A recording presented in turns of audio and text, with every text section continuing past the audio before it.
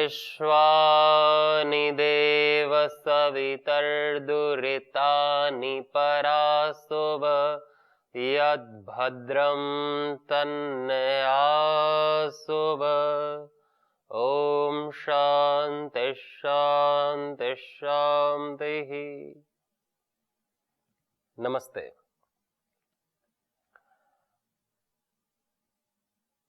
मंत्र अर्थात जो मननशील होते हैं, बुरे विचारों से रक्षा करने वाला होता है, उनकी मंत्र मननात् त्रायते इति मंत्रः। जो बुरे मनन से, जो बुरे विचारों से हमारी रक्षा करता है, वो है मंत्र। मंत्र योग भी है कि मंत्र के माध्यम से हमारा चित्त एकाग्र हो जाए सद्वृत्तियों में, सदसंकल्पों में, शिव संकल्प में, और फिर शिव संकल्प से